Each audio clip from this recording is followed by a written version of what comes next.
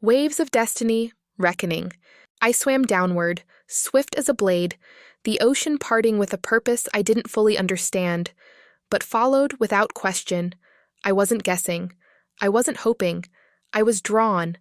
I could feel her, Naira, not just her presence, but her fear. Her small, frantic gurgles echoed through the deep like ripples of distress, the faint hiccup of a cry, the thump of her tiny heartbeat, fluttering like a bird trapped beneath glass. She was calling me, and I would answer. The pressure built around me, light bending strangely through the darkening water. Strange currents tugged at my limbs, but I pushed through, faster, deeper. The glow in my chest had steadied now, steady as a promise. Then I saw them, a blurred, distant silhouette at first, then shapes. 2. Marina's sinuous form hovered in the gloom, her hair undulating like seagrass in the current. She cradled Naira in her arms. The baby's face was twisted in a silent wail, her body shivering even underwater. Beside them, Dax held the artifact aloft, its glow now sharpened into a narrow blade of light, humming violently with anticipation. They turned as I pierced through the shadows, a trail of radiant blue and silver light behind me. The moment their eyes found me, everything stilled. Dax's expression fractured, confusion first, disbelief snapping across his face like lightning. His mouth fell open, brows tightening. It wasn't possible. And yet there I was, alive, underwater, glowing. Marina recoiled, her grip on Naira tightening instinctively. Her lips parted in shock, her eyes wide, wild, trying to comprehend what she was seeing. Their silence thundered louder than sound. Then Dax's voice broke the silence. It can't be. His gaze crawled across me, my weightless hair drifting like a crown, the radiant glow spiraling off my skin, the unflinching fury in my eyes. He stared as if I were a vision he couldn't comprehend, a prophecy fulfilled, a reckoning. How are you here? He whispered, voice hollow, stunned. His disbelief ran deep. I saw it, not just confusion, but fear, true, raw fear. The glow from my chest cast long shadows across his face as he studied me again. His eyes flicked to the soft trails of light spiraling from my fingers, to the pulse humming through the water around me. I could see the realization building behind his stare. Aqualith, but not Kweku's, something wilder, older, female, and it was mine. I said nothing. I floated before them now, unmoved, unafraid, the current parting around me like it obeyed me. The light within me pulsed slow and steady, keeping rhythm with the certainty in my bones. My eyes locked on Hira. They hadn't done it yet. The ritual, the taking, not yet. I could feel the artifact, its power latching onto hers, and I saw Marina's hands tremble where she held her. Just a flicker, but enough. "You don't belong here!" Marina hissed, voice tangled in awe and venom. But she recoiled as she spoke, the glow from my body painting her face in trembling silver. I saw her clearly now, not as the sea-born terror I had once feared, but as a coward wrapped in stolen ritual. A trembling deceiver clinging to borrowed strength. "I'm hers," I said, my voice like the ocean floor. "And she's mine." Marina flinched. Dax moved. Like a snake striking from stone, he snatched Naira from Marina's grip, his movements sharp, with regained purpose. His shock had ebbed, replaced by cold resolve. He raised the artifact, its golden heart already sparking in the water. "You think you can stop this?" He spat, eyes gleaming with cruel superiority.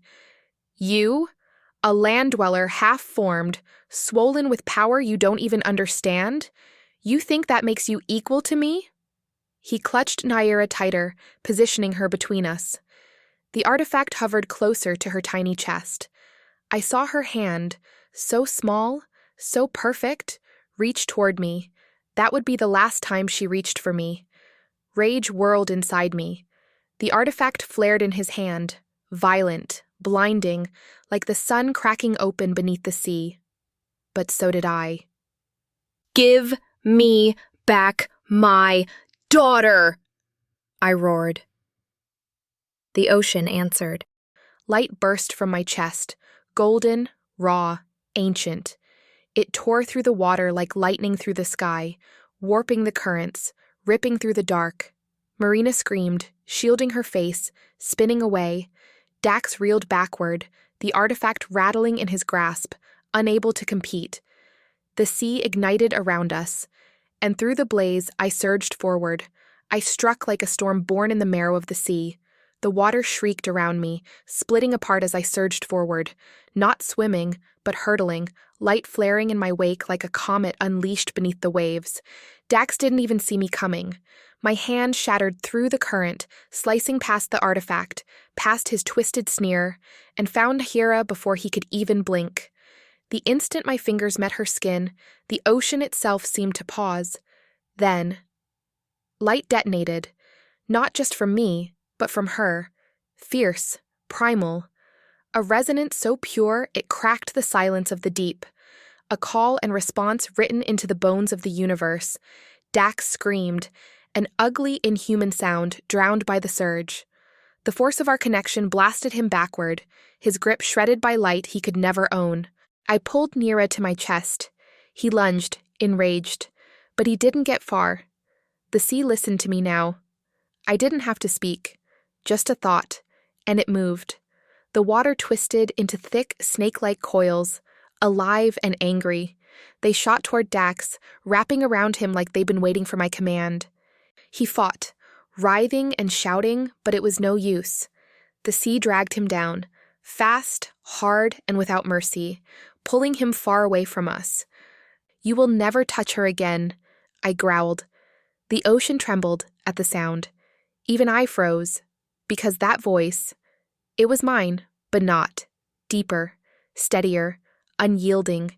It rumbled with something ancient, something celestial and untamed, like the voice of a storm given form, powerful, dangerous, commanding, as if some sleeping force inside me had opened its eyes. But then, the artifact flared in Dax's hand, pulling power from the very water I commanded. I felt it.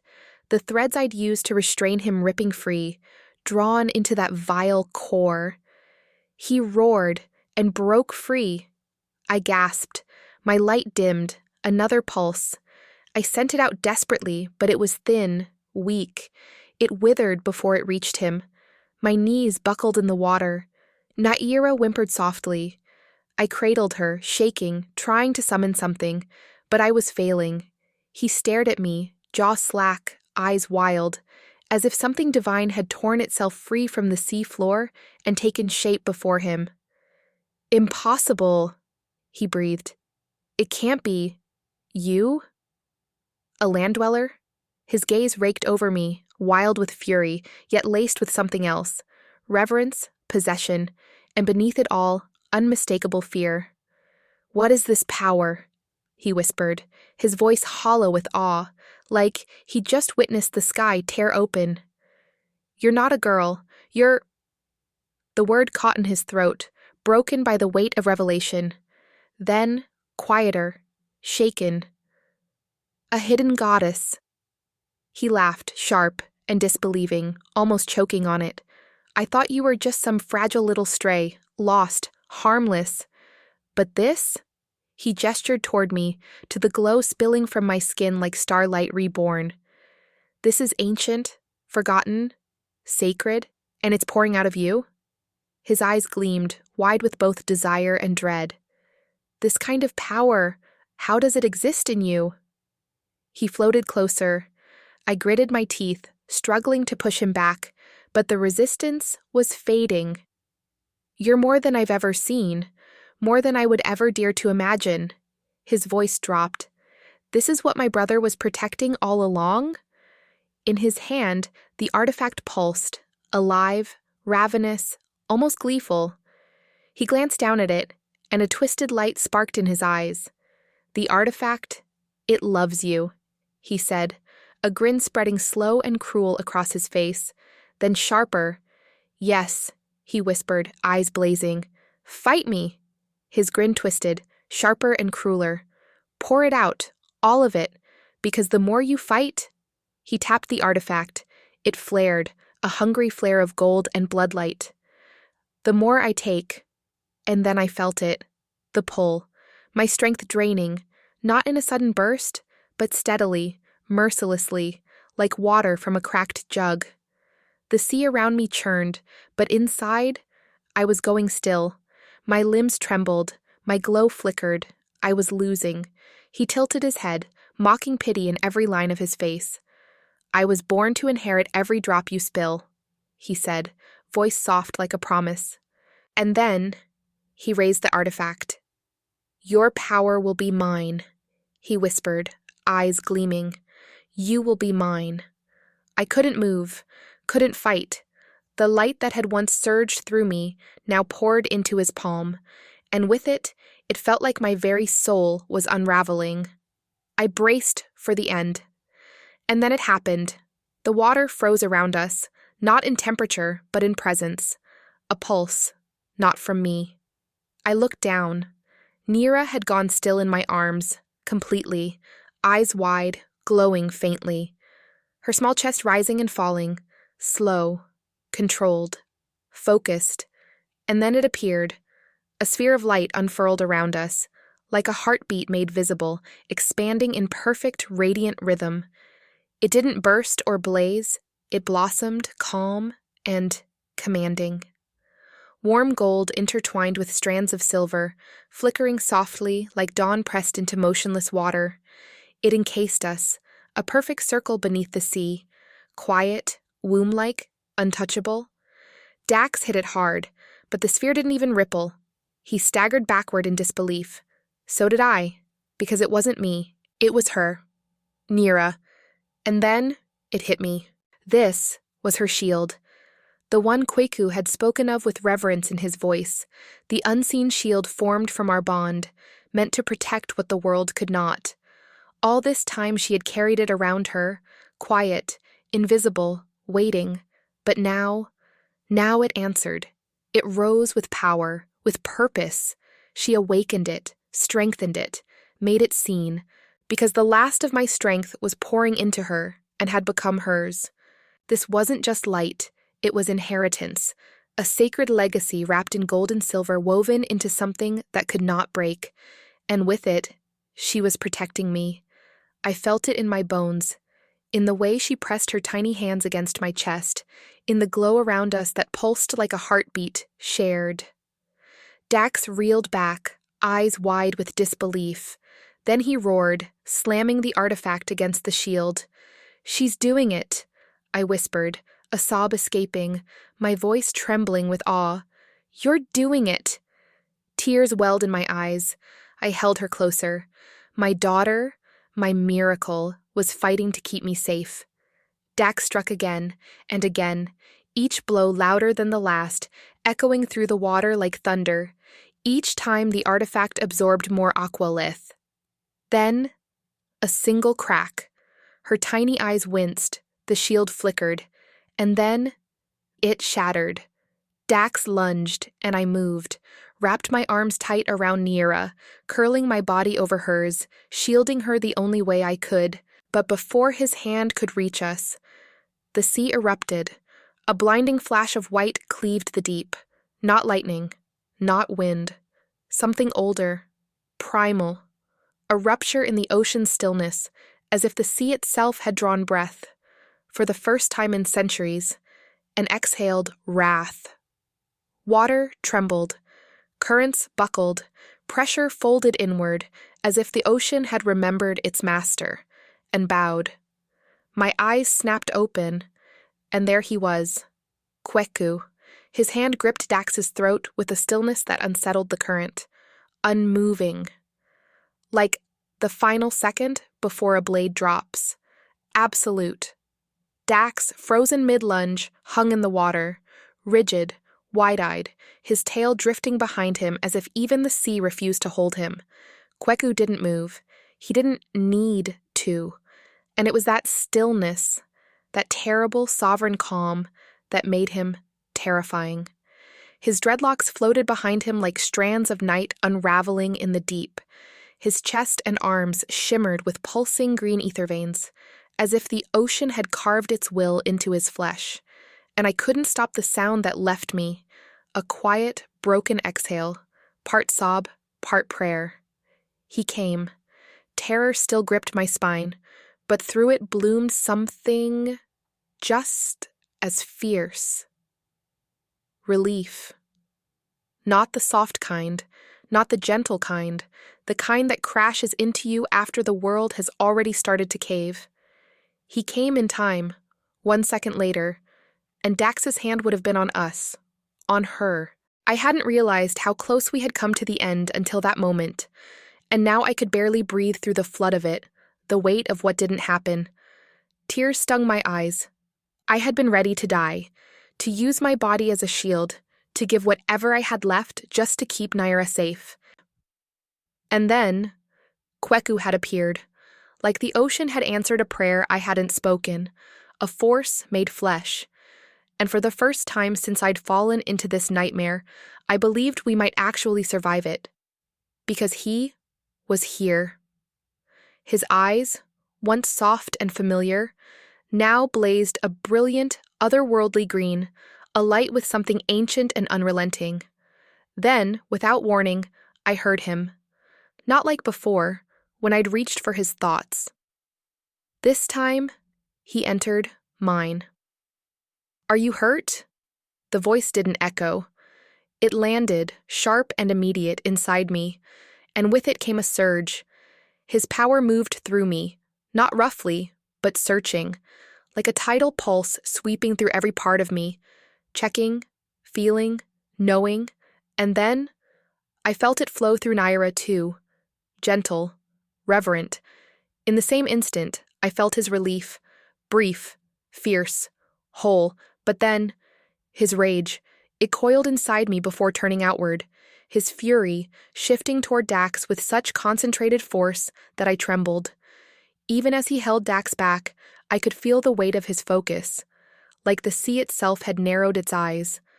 Dax was inches from me and Nira, inches from ruin, but now he hung suspended, caught, and I held my breath beneath the weight of that gaze, the weight of someone who had not come to warn, but to end. He didn't speak. He didn't have to. The sea around him said everything. Dax choked, eyes bulging. The artifact still pulsed in his hand, wild, panicked, alive. But Kweka's other arm rose, slow and unshaking. He reached, and with one fluid motion, he closed his fingers around it. The artifact shrieked, but Kweku didn't hesitate. His grip tightened and crushed it. A sharp crack split the water, brittle and final, like the breaking of bone. Light bled from between his fingers, not in silence, but in fury.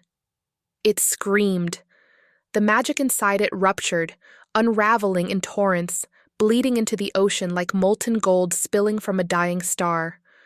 Ribbons of arcane energy twisted and writhed, fighting for form, then dissolved into nothing, extinguished.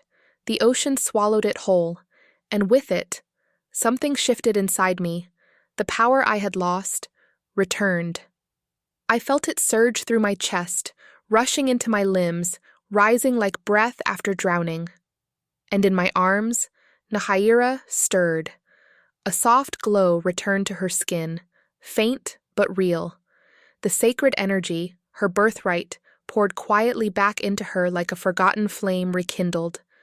She exhaled softly against my neck, and I knew we were whole again.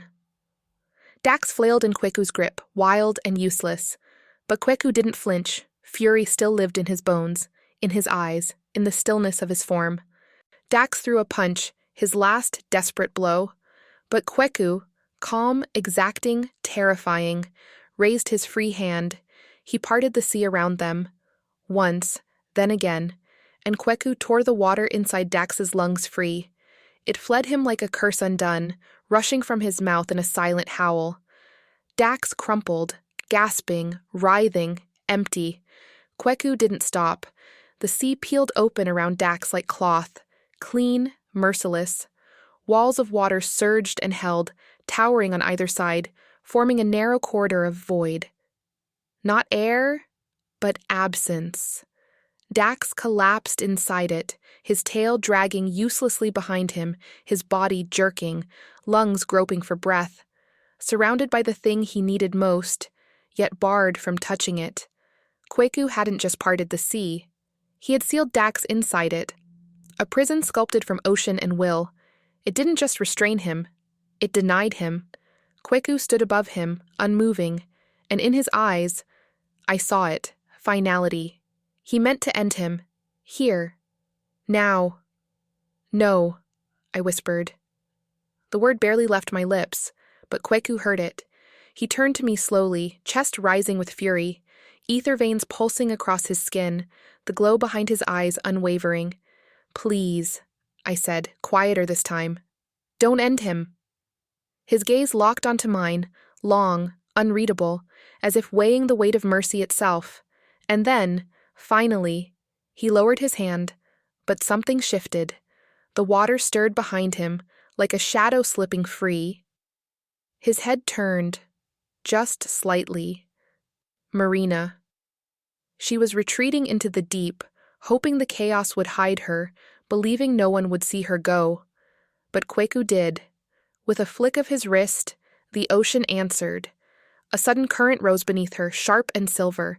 It curled upward like a living storm, snaring her mid-escape. She screamed, twisting in panic. My prince, please, forgive me. The vortex snapped shut. Water surged upward, spiraling into a tight oval.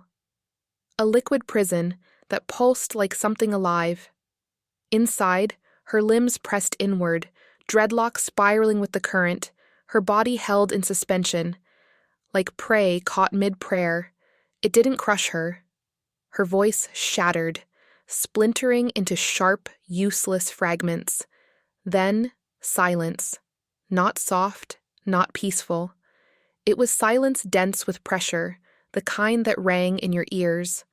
Only two sounds remained, Dax's rasping attempts to breathe, and the relentless roar of the vortex still spinning. She was trapped, breathing, suffering. Kweku's voice slid into my mind again, measured, cold. She's breathing, but beneath his words was something harder. She lives only because you asked. He had heard my heart, and given her mercy, I could barely look at. The sea had gone still again, silent, but not empty. Everything was suspended, and suddenly, so was I. My strength, what little remained, slipped from me like the last exhale in a storm. My arms, still wrapped around Nira, trembled violently.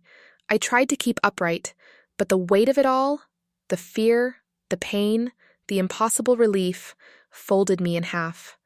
I sank slowly, knees hitting the ocean floor, and cradled Naira to my chest as though she might disappear if I let go. My forehead rested against hers. Her warmth, her glow, still faint but alive, and I couldn't stop shaking.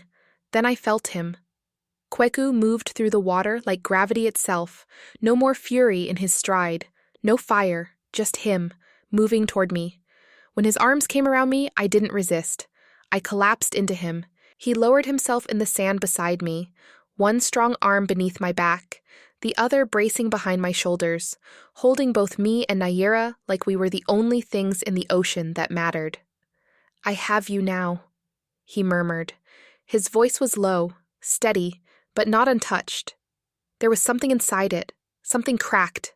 I didn't lift my head. I just clung to her, to him, to the silence. You came, I whispered.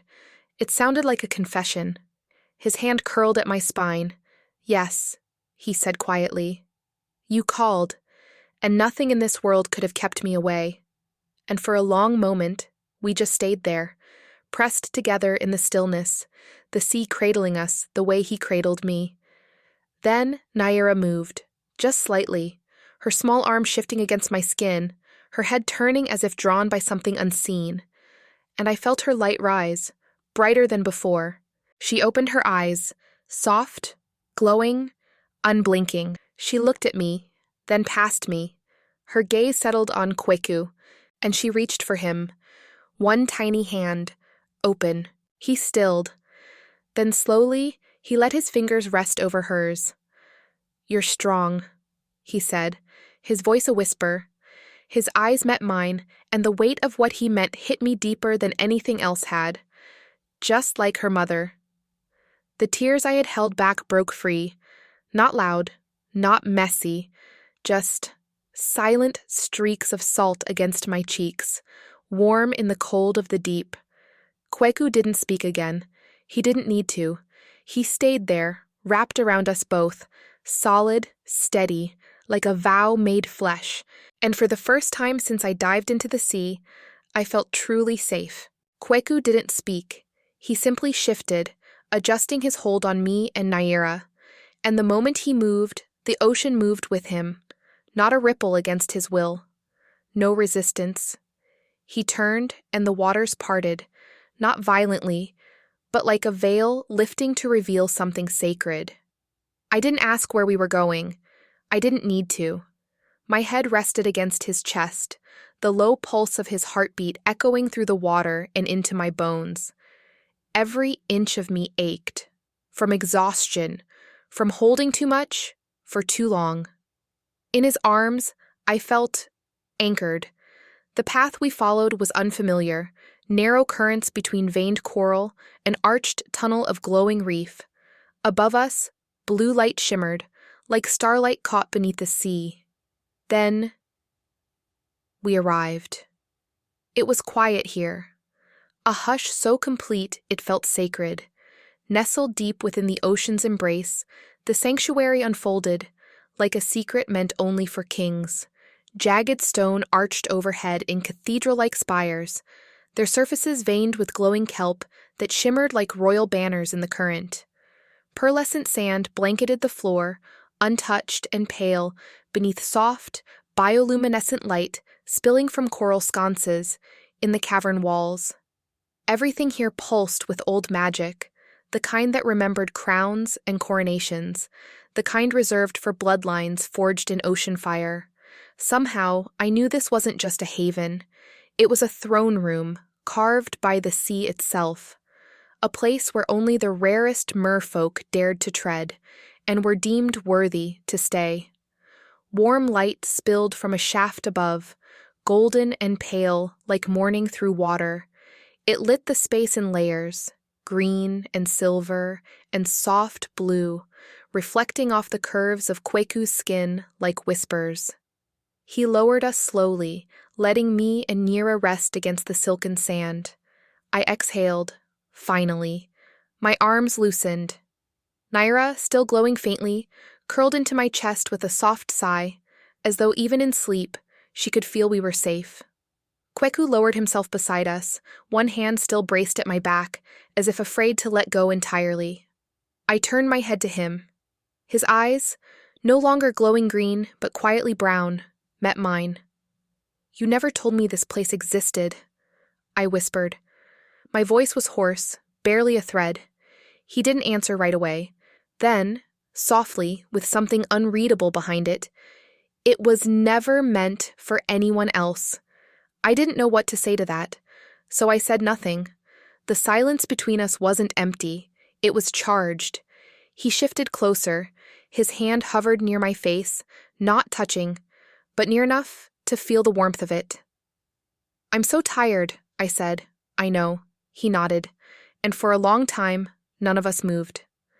Nira breathed softly. My body began to unknot, slowly. And Kweku? He watched. Like a guardian, like someone who knew the weight of this silence and chose to hold it with me.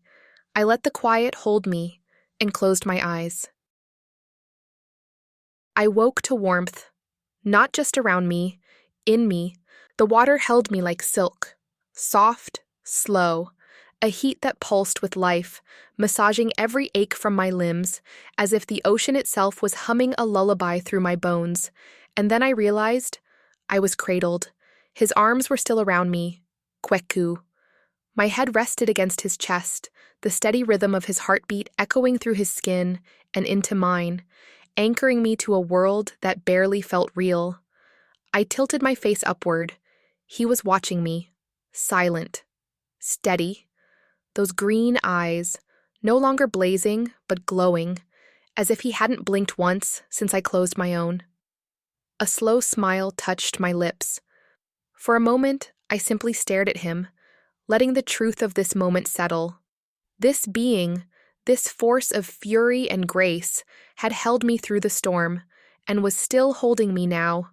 And though the memory of everything I had just endured still clung to the edges of my soul, for a flicker of a moment, I wondered, could this be real? Was he real? But then I already knew.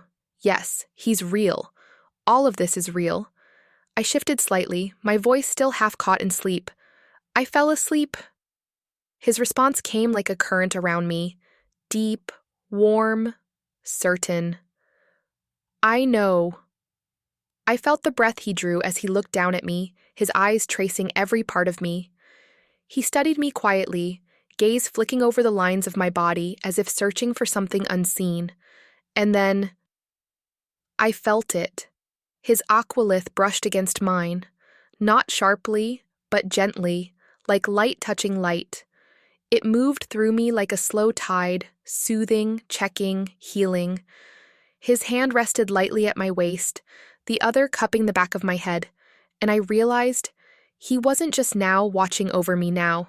He had been with me the entire time.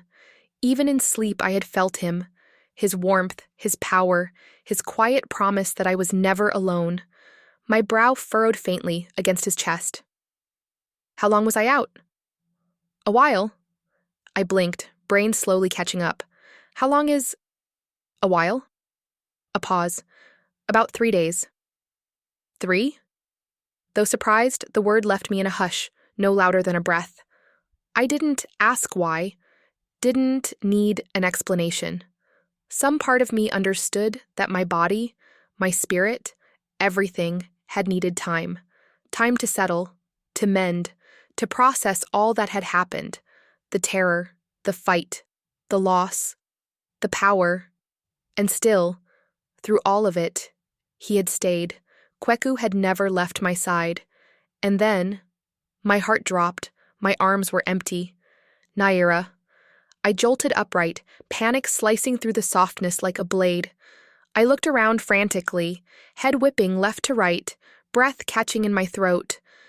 And then I saw her, floating just a few feet away, wrapped in a gentle current. Queen Makita. Her presence shimmered like moonlight caught beneath the sea, radiant and unbothered by the darkness of what had come before. She held Naira with a grace that stole my breath. Cradled in the queen's arms, my daughter slept peacefully, tiny fingers curled, chest rising and falling in perfect rhythm. Queen Makita's gaze met mine, serene and commanding. She smiled. There is no need to fear, she said, her voice a melody that moved through the water like silk. She is well, young mother, and thanks to you, so is the ocean. Her hand gently stroked Nira's cheek, and I saw something like reverence in the queen's expression. You once asked why I believed in you, she continued. I told you then that you and this child would change everything, that the tides would never flow the same again. I hesitated, my voice barely a whisper.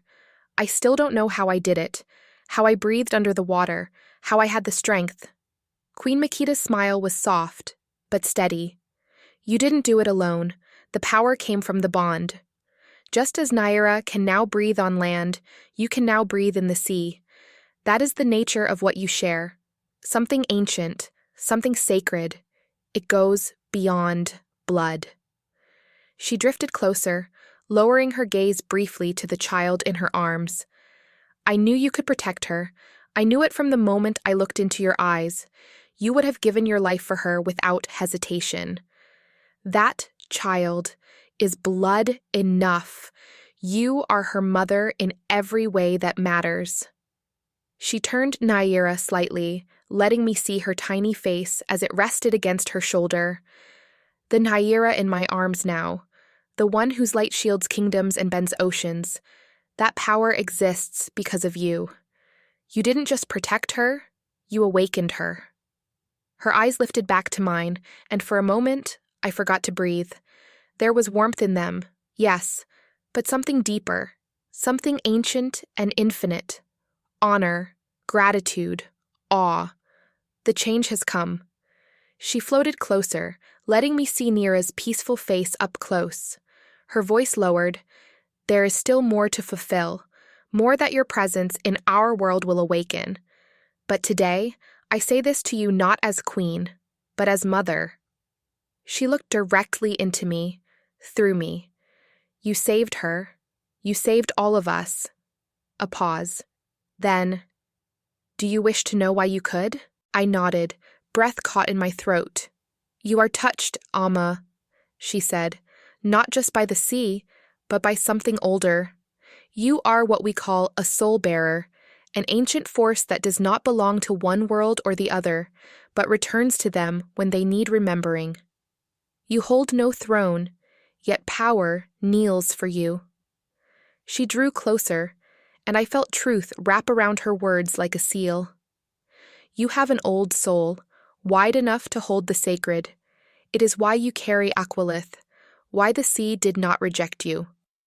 Why Nira could only be born through your shield, your bond, your strength. Because even in your humanness, you are more. The universe knew, the ocean knew, and now every creature beneath these waters knows your name. She smiled again, something tender in the curve of her lips, and though she didn't say it aloud, her gaze spoke clearly. Thank you. I blinked, overwhelmed. Every part of me wanted to hold Naira again, but the question slipped out before I could stop it, my voice soft, uncertain.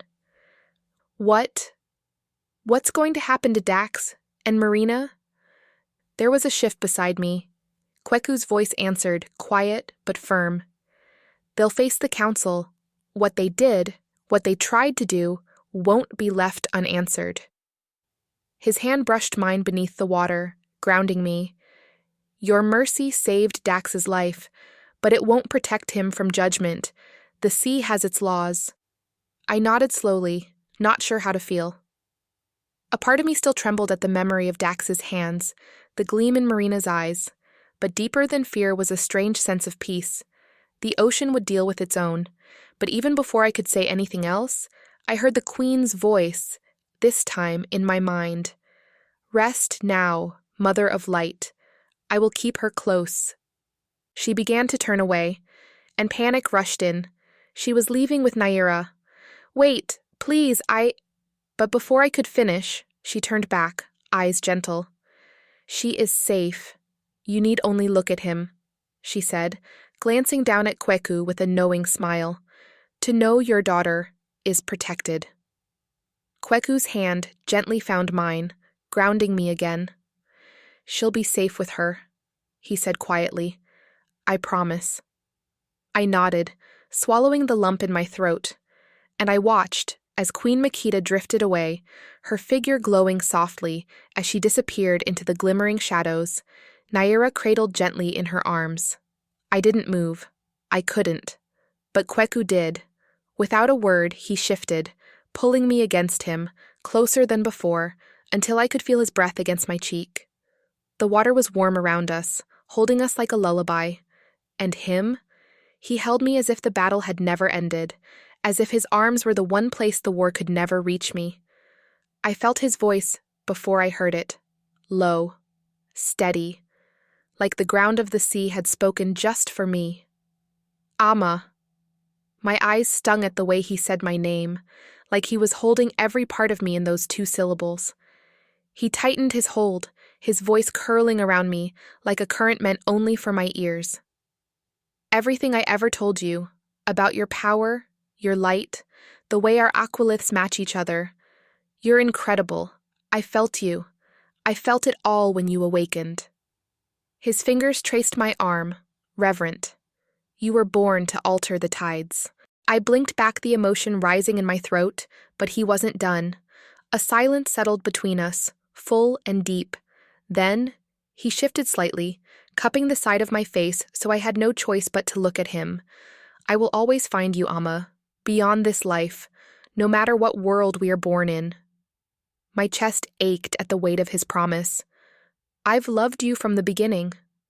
I couldn't speak. I could barely breathe.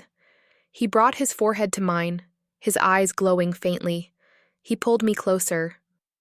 You didn't just survive, Amma. You became. Something inside me cracked, gently, like morning light finding its way through a closed curtain. Everything I'd endured, the uncertainty, the fear, the helplessness, still lived inside me, etched into the quietest parts of who I was. But his words, his voice, moved through me like balm, like truth I hadn't dared to believe until now. I became. I did. Not because I was fearless, but because I didn't run. Because I stayed. Because I chose Nayera. Because I chose me. My breath hitched. I didn't realize I'd been holding it. Kweku's forehead rested against mine, and in that closeness, I felt it. How real he was. How he wasn't just part of this strange, beautiful world beneath the sea. He was my world now. He had always seen me, not just as someone capable, but as someone destined. He had spoken of my strength long before I ever felt it. And now I was beginning to believe him. My fingers moved slowly, tracing the line of his jaw, then slipping into the long locks I'd come to know, like the rhythm of my own pulse. He didn't move. He just let me. I thought of everything I wanted to say. That I loved him. That he had saved me in ways I couldn't name. That his belief in me had been the anchor I never knew I was reaching for. But instead, I whispered the only thing that mattered now. I believe you. Because I did. I believed in his love, in my power, in the bond between us. And as I lay in his arms, I felt it, this strange new version of myself. No longer the girl who doubted, no longer the girl who ran. I was his match, and finally, I knew. I became. Then, heat. It rolled through me like fire awakening beneath skin. Before I could fully register what was happening, his lips were on mine. Long, hot, unapologetic. He kissed me like I was water in a desert, like he'd been holding back for longer than he could bear. And something in me answered. I pressed into him, into the heat, the ache, the need. And for the first time, I didn't think. I only felt. His hand cradled the side of my face. The other gripped the curve of my waist, holding me as if he feared I'd slip away. His kiss deepened, hungry, reverent, full of things he'd never said aloud, and inside me, something opened. Oh God, I thought, I love him, not just for what he did, not just for saving us, but for what he is, for what he makes me feel. This powerful merman, this beautiful force. He's mine, and I am his. I brought my fingers to his locks, slowly, gently pulling back, just enough to see him. Our foreheads touched, breath mingling. I love you, I whispered, and in that instant, the water around us shimmered. A surge of aqualith pulsed between us, bright and entwining like threads of soul made visible. It moved through us both, linking, coupling. Kweku's eyes flared softly, his chest rising with the swell of it. I love you, he breathed. His voice shook slightly.